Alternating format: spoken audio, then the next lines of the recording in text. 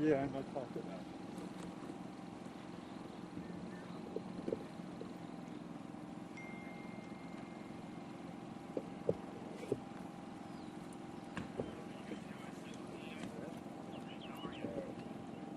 The mic is open.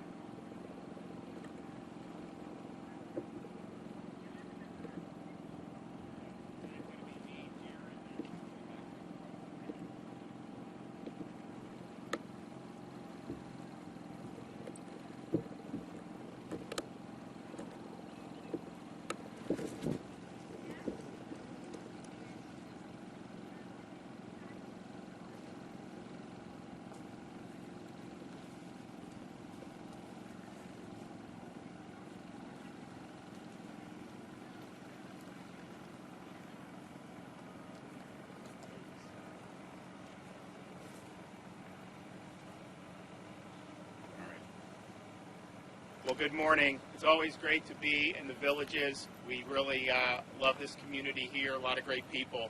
And when the COVID-19 situation was unfolding, obviously we were looking at it as early as January, February, but then we had the issue with some of these testing out of the CDC, and there were problems. And so I went to the University of Florida and I said, guys, you're tailor-made for this. We need you in this fight. We need you to bring some ammunition to the table. Let's get something going with the testing so that we can actually get a better sense of what's going on with this virus. Because this is something that started in November, December time period. Obviously, China did its best to cover up and not be honest with the rest of the world.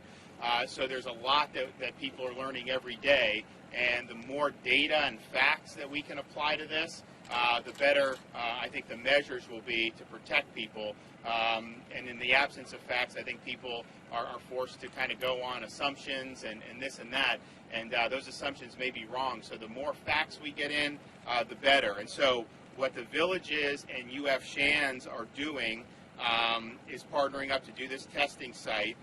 It'll be a drive-through site, but it'll be tailor-made for the villages because you can do your car through or you can do your golf cart through. And I know a lot of the residents here are going to appreciate doing that. So you'll have 25 volunteer UF Health medical professionals, villages health personnel, and over 100 volunteer UF medical physician and assistant nursing students will work together to operate the testing site.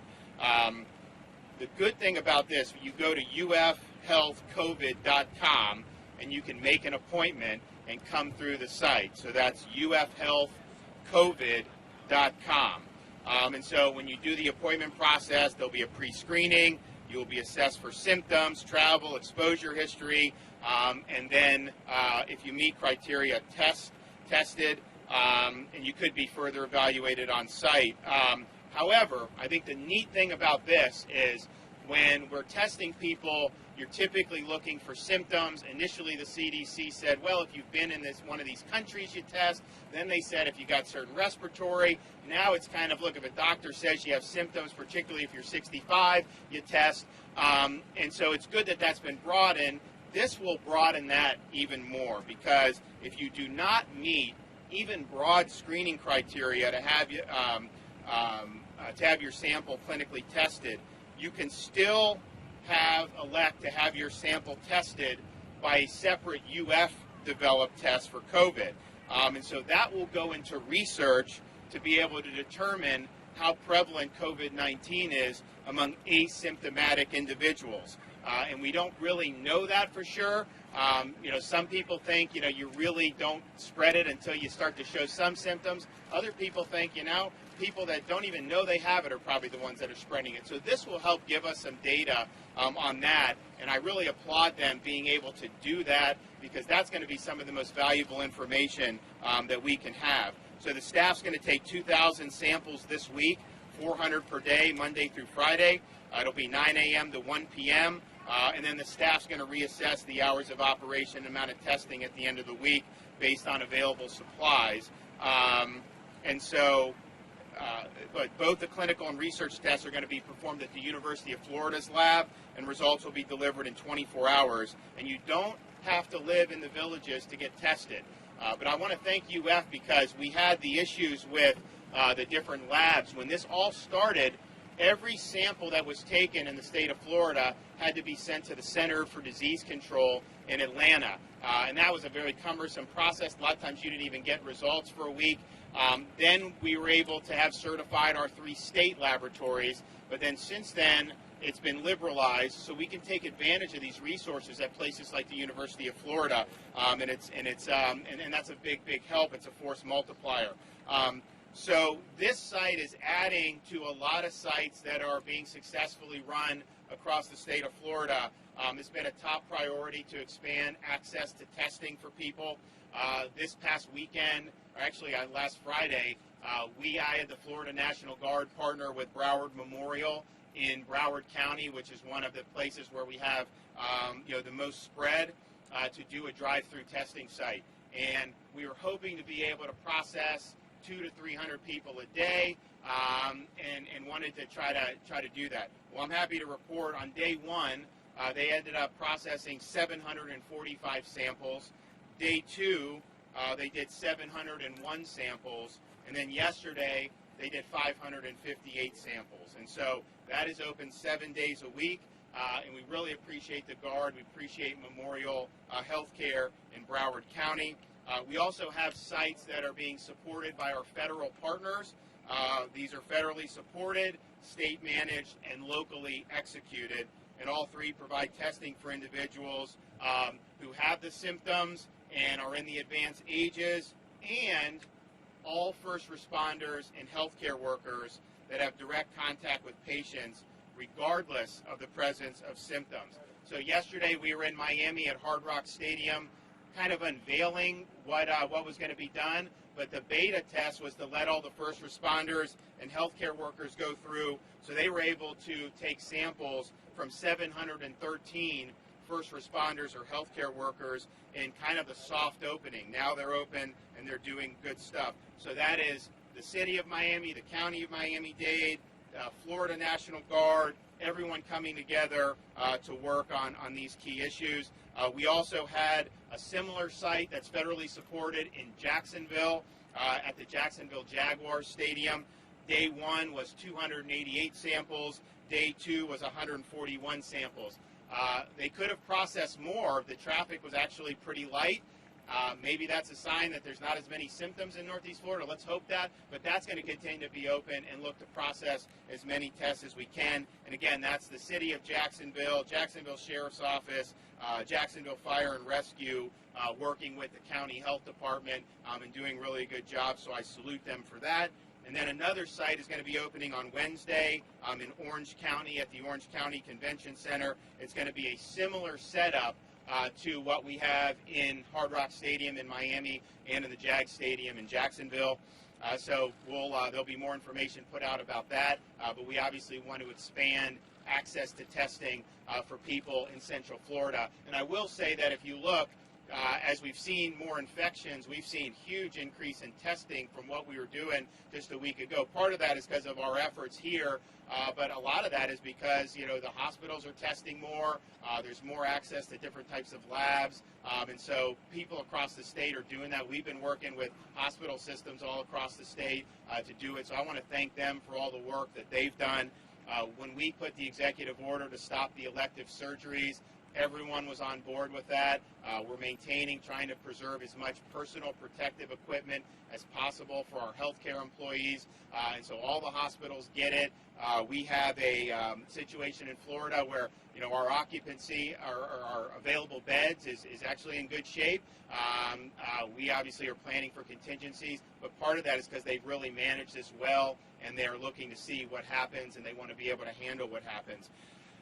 With our nursing homes and ALFs, and I want to say most of them have been fantastic.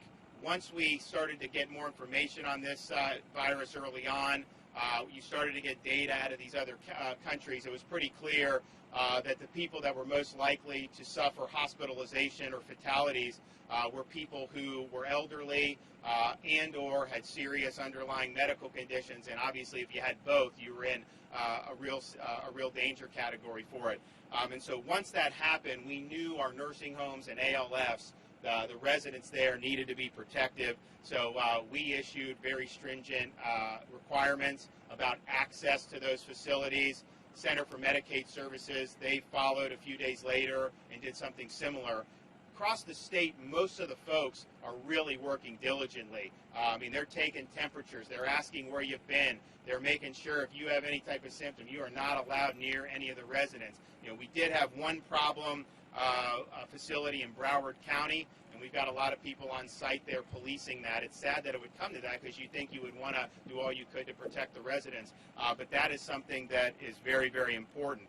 We've also, with the ALFs and nursing homes, we want all nursing homes and ALF throughout the state to have enough personal protective equipment so that any staff member that interacts with a resident at least has one of those respiratory masks. We'd like them to have the gloves and the other stuff, but at least you have that. And so to begin this effort in the next 48 hours, the Department of Emergency Management and Department of Health will be sending out the following to facilities throughout the state. Almost 60,000 N95 masks, 141,000 procedure masks, almost 27,000 shields, 22,000 gowns, and 78,000 gloves. And so that is something that's very important, particularly given the demographic that we're looking to protect against COVID-19. Many of you seen, we've seen the numbers. Florida broke the 1,000 threshold for positive cases. But I would say if you look at those numbers, we're expecting that. We're expecting to continue to see more. That's just the nature of this, and partly the nature of when you're really expanding testing, you're going to see more cases. One thing we've noticed in the data is when we started this after the first few weeks, the number of people that tested positive had a hospitalization rate of almost 40%. So that was very problematic. Now that hospitalization rate is going down. It's now under 20%. The case fatality rate has gone down. We obviously assume there's more people that have it who don't have serious symptoms. And so those are just data points that we're tracking. But clearly, we don't want anyone to get it. But if you do get it, we want you to be in one of those groups where you're not going to be at risk of a fatality or serious hospitalization. And that's what a lot of our efforts are geared toward, protecting the most vulnerable. So we have a couple folks. I want to thank President Fox from University of Florida. When we asked them to help with this, they immediately responded. In fact, they were already doing things to try to help in this fight. We're proud of our research universities, and this is the type of thing that's tailor-made for them to really make an impact. And I think they're able to probably do some things that some of the local, state, or even federal agencies are not going to be able to do. And so I really applaud them for all that they're doing. We're proud to have them. And I also want to thank Jared Moskowitz, our emergency management director. He's been working tirelessly. We're going to have huge amounts of supplies coming in on N95 masks over the next few days. Let me tell you, that's very difficult to get nowadays. There's a worldwide crush on these things because of this virus. So Jared's in the trenches every day, trying to get as many supplies for our healthcare workers as we can. And so I really want to thank him for his efforts and thank him for helping with the other test sites. So I'm going to let him come and say a few words, and we'll hear. Do we want one of the doctors? One of you guys want to say a few words? Okay. So Jared, and then we'll go. Governor, thank you. Thank you to the University of Florida and to the villages. We've been talking about the villages for several weeks now. In fact, I held a roundtable with all partners around the state 3 weeks ago. The villages, ALFs, nursing homes, when we started to realize that this was a virus that significantly impacted our senior population in a different way. And so it's excellent that this is now happening. Additionally, I want to thank all the staff here at the villages, all the vendors here at the villages, because at the end of the day, by the staff and the vendors here at the villages, by making sure that they take precautions and they go through the screening, that is going to be the best way to prevent COVID-19, the virus, getting into the villages. And so it is individual responsibility, but we're all in this together. So I want to thank them as well. As the governor talked about what we're working on in the next 48 hours, the state of Florida is working on the largest logistics mission we ever have worked on in state's history, larger than any hurricane logistics mission, whether that's Michael or Irma. This dwarfs that by some fold. We are working logistics 24 hours a day at the warehouse now with the support of the National Guard. We are using both vans, 18-wheelers, and aircraft to move life-saving PPE and collection swabs around this state 24 hours a day. And so the governor just announced, obviously, our latest effort, which is really focusing on our nursing homes and ALFs, but we are constantly pushing things down to county staging sites, filling those critical mission requests so that can go out to the hospitals. We are constantly getting rolls from the hospitals as far as how many days left they have of PPE, what their daily burn rate is, so that we can constantly keep them ahead of any emergent situations. So we have 7 million N95 masks on order.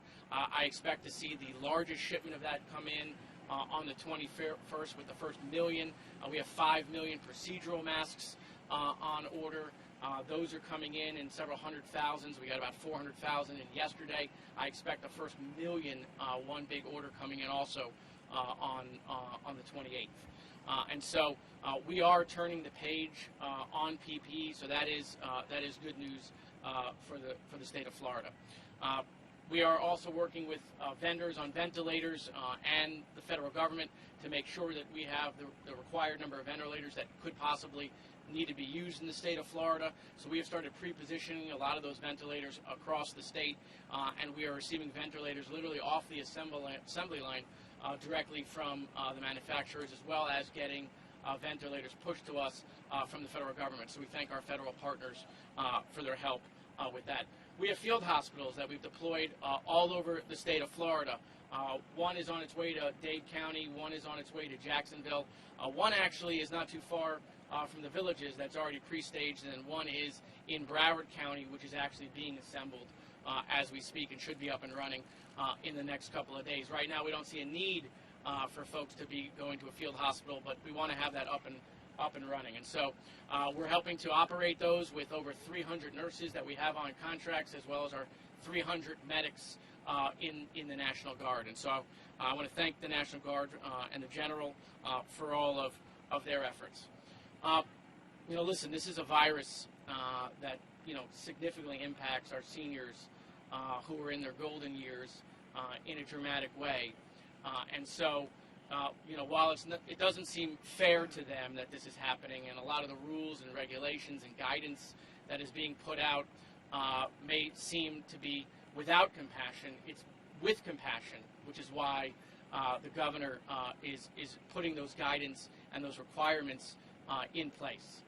Because that right now is the best way to protect our senior population, which is to social distance from them, which is to go through the screening. So if we can continue to do that, it's going to take everybody. We've been messaging to younger people for the last several weeks now about social distancing, and that there's feedback out there that, COVID ruined their spring break. But, you can ruin somebody's life here at the Villages if you don't social distance from our elderly population. If you're not feeling well, stay home. You should be in your home anyway. There's no reason right now to be going to events, even if that event is going on, which would be in contradiction to the governor's instruction. So please heed the warnings, listen to the guidance, do the screening. If you have a neighbor that's elderly and you're worried about their supplies, call them. See what they need, drop the supplies outside their door. You could be a hero by making sure that we're taking care of the elderly. And so, Governor, thank you. President Fox, thank you. I want to give my sincere thanks to Governor DeSantis for suggesting this collaboration that you all see behind us between the Villages and the University of Florida. One of the benefits of having a research-intensive university in our state, and one of the best in the nation, is indeed that we have an academic health center that not only conducts research, not only educates future doctors and nurses, but also actually makes a difference in the lives of people of our state. We have on our staff and member of our faculty some of the very best in the area of infectious disease and global health. And with us today is indeed the faculty member, the doctor, who is one of those leaders, world leaders, and he's overseeing what you see behind us. So I'd like to invite to the podium Dr. Lizardo. Dr. Lizardo? Thank you very much, everyone, and thank you again to Dr. I just made you a doctor, Governor. To Governor DeSantis and the rest of you for having us here. UF Health is very proud to be part of this community and to serve the community and serve Florida in general. What we're doing here today, I think, is very, very important. Not only are we screening people that meet the CDC criteria, but we're also doing a research study that's actually looking at what we call asymptomatic carriage of virus. Now, that's a doctor term to just describe the fact that some people, it has been described that some people have the virus but don't really show any symptoms. It's been described in young individuals, but really not in older communities. So our research here today is going to help us understand a lot more about what's going on with transmission, as well as meeting those clinical needs that we have. There are significant supply chain problems. You've heard a lot about that already. You've heard a lot of the plans, and people are working on fixing that. We're doing our best to work around those as much as we can and make as many tests as possible available to those while prioritizing those that are at the most need. So we're very proud to be part of this effort, and we'll stick with the community here and work as hard as we can to be part of the community and help everyone as possible. Thank you all very much. Well, thanks again, UF Health and Shands. We really appreciate all you guys, and I want to thank the Villages. I saw Gary Lester here. This is a community that is very, very active, and they've had to really change a lot of how they do events. I know they don't do inside events. They don't do groups anymore. You still see people on the golf course because they do social distancing golf where everyone's in their own cart and you don't shake hands or touch the flag stick. So I think that this community has really responded and really just done a lot of things to protect themselves. So we obviously want to be helpful in that because we understand that we really appreciate our seniors, particularly all these active seniors who are really having some great times here. We want to get everyone protected, get past this period, and then let everyone enjoy Florida's friendliest hometown to the hilt again. And with that, I'm happy to take some questions. Governor, can you clear up who can actually use this site? Is it just Villages, property owners? No, anyone in the area. Now, obviously, most people who live in this area are affiliated with the Villages, but you go online, you can go. If you're really outside the Villages, you're still eligible. Are you opposed to doing shelter-in-place? So we're looking at different options. So what we've done in Florida is we've done a lot of statewide what they call mitigation measures. So you have bars, all these places closed, health clubs. And that's applying statewide. And we still have in Florida, we got 20 counties with 0 infections, and I think about 26 that have 2, 3, 5, 7 type infections. Now, that doesn't mean that can obviously change, but in those counties, we really want people to get tested so that they can be isolated, and hopefully we can prevent outbreaks in some of those areas. Some of the areas that we've had more significant, there have been more stringent mitigation measures. I've imposed some in South Florida in conjunction with Broward County, and then Broward and Dade in conjunction with my office have done some things. So in South Florida, you have pretty much down to just essential operations. So we'll look at how that would apply statewide in terms of additional measures. But that's one of the reasons why we wanted the testing, so that we're actually doing this on good data. There's a lot of folks out there who who are doing the right thing. And some of these things, I don't want to put somebody in a position where some type of an order, if they can comply, then they're going to suffer financial catastrophe, health problems. So there's whole chain reaction that could go to some of this stuff. And I'm also mindful, if you look at what happened in New York, when they did the stay-at-home order, what did people do? Well, a lot of people fled the city, and they're going to stay with their parents, or they're flying. We're getting huge amounts of people flying in. We're looking at how to address those flights. I talked to the president last night about that. So for every action, there's a reaction. So we're going to consider what would make sense for Florida. I do think we'll end up, doing some more stuff very soon. But at the end of the day, you're going to have a group of people who are not going to comply and are going to put themselves first. And the fewer number of those there are, the better off we'll be. And there's people here in the villages, and most of the people throughout the state are seniors. You don't need any mandates. They will do what's recommended. They will protect themselves. I think you have another class of people, who are just selfish. You shut down the bar, they go to a house party. You have no beach, so they go to a sandbar, which is technically not the beach. And so I would just say for those folks, you need to cool it. And let's get through this, because the more stuff you're doing, the more difficult and longer that this may go. And I think that if we take good action now, then we're probably going to be better off, even in the immediate short term. But, man, you have some folks, it's like a water balloon. You pose a restriction, that water goes somewhere else, and they're always looking to do whatever they can to game the system. Yes, sir. Governor, the testing site at the Orange County Convention Center, as part of the delay in getting that up and running, as part of the delay that the supplies that should have gone here on the South Florida? No, they were all supposed to go out at the same time. When FEMA sends this out, we'll know, they'll say it's coming. Where? You could track a shipment from Amazon to your house better than we can track some of this stuff. So it's kind of in the ether. We kind of wait for it, and then all of a sudden it shows up on the doorstep of wherever it's going to go. So sometimes those go earlier, sometimes they don't. So it wasn't we diverted, it was we're waiting for all the resources to go. I think the Jacksonville one went first. The supplies got there, then the Miami one, and then the Orlando stuff. So, I've told them as soon as you can get it up and running, get it up and running, because I think people here will appreciate it. I talked to the CEO over at Orlando Health, and they've really ramped up their testing, and even amongst people who have the greatest symptoms. He said, it's like out of 50 people, it'll be like 2 or 3 test positive, and those are the very most symptomatic people. So maybe the social distancing in Central Florida, maybe people are doing a pretty good job with that. I would just encourage people to continue to do it. I thought we would see higher rates, and I know you will see more positives as the tests expand, but I thought even amongst whatever tests have been done, I thought we would have seen higher rates, just because you have everybody in the world that comes to Central Florida, whether it's Disney, whether it's the theme parks, and if you still look at a lot of our cases, most of them are either international travel, Italy, Asia, all these places, or very close contact with a known COVID-19 patient. A lot of that is maybe someone came back from New York City or some of the hot spots inside the United States. And so I would say just, some good news on this is that, if you avoid close contact with people, and you assume someone may have the virus, you really can protect yourself. The transmissions are really people, who you've had some pretty significant contacts with, by and large.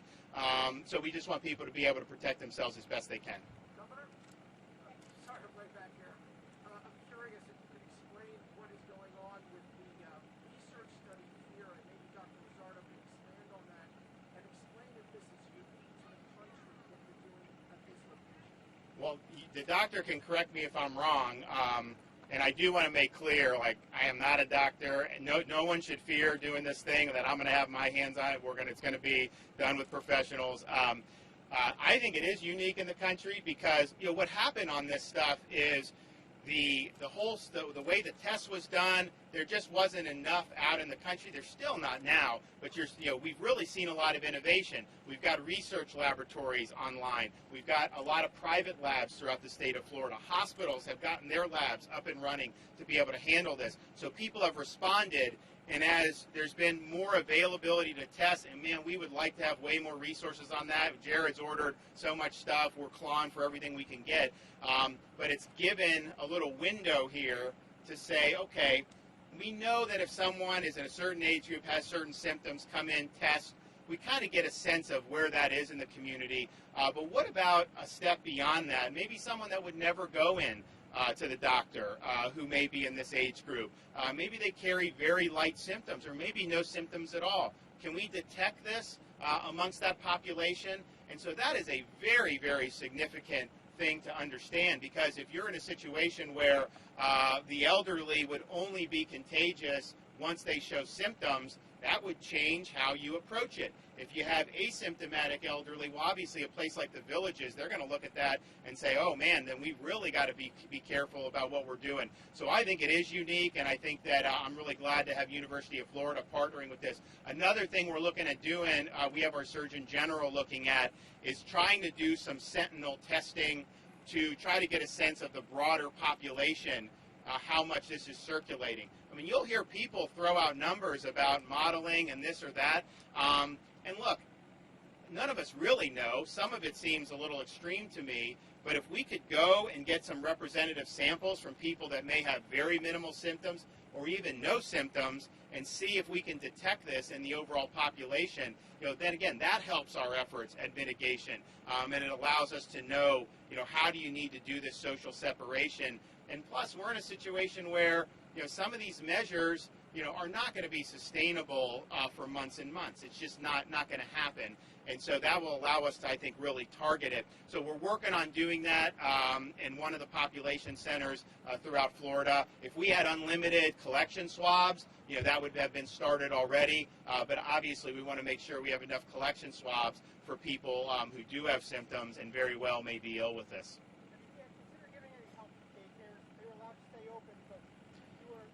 So we're looking at it. Some other states have basically imposed restrictions on daycares. I got to look at that. I mean, here's the thing. These mitigation measures, and when you're doing social separation, I mean, parents, you just can't, I don't think you could just totally shut it down. I think people would be, so they've imposed restrictions in places like Ohio where you can only have a certain number of kids. What I would say is that they should have some avenue for that, because we have essential employees in this state. Even if you told all non-essential to stay home, we have people who are working on very important things for this state. I mean, most Floridians know that some have compared this to a hurricane in terms of how things have shut down. And there's some truth to that. One way that it's totally different is at least we have the power on everywhere and the electricity. Well, we need those workers there. Everyone, all hands on deck on that stuff. So I just want to make sure that that would be done feasibly. So it's something that we're looking at. But I don't think it's as easy as just saying, shut all this down and things are just going to work out. There'll be reactions that happen, and there's going to be some parents who really have essential jobs who may be in a situation where they can't go. So you got to think through it. So we're looking at what other states have done, and then we'll decide accordingly. Of course, as you know, the schools have been closed now, and they're going to be closed certainly until mid-April at this point. That creates challenges for parents too, because you have the kids in the house now. If you have a working mom and she's got to do things to put food on the table, so none of these things are easy. And we're trying to just strike the best balance between, we want to create separation so people aren't passing this disease to one another, but we're also mindful of some of the costs that could be from just families and how they're coping with this and how their kids are being able to be looked after.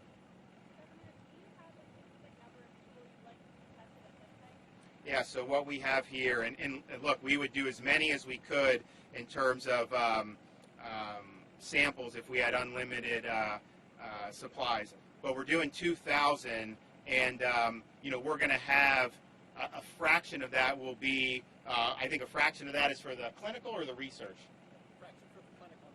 Yeah, so most of it is going to be for the research project, which is exciting, and then you're going to have, so out of 2,000, you'll have at least 400 probably to 600 for clinical, and then the rest will be for research. Governor, people do have to be screened here. Can't just show up. Yeah, just go to the website, and it's ufhealthcovid.com. You put your stuff in, but again, if you don't have symptoms or maybe very mild symptoms, there is an avenue in this center because we want to do the research on that. So I know people have said, oh, if you got to be in this category. For the clinical, you still are going to need to be symptomatic. But for the research, you definitely have an opportunity to come here and get tested. And so I think that's a good opportunity for people, and I think they'll really appreciate having that at their disposal. All right, thanks, everybody. Appreciate it. Results on the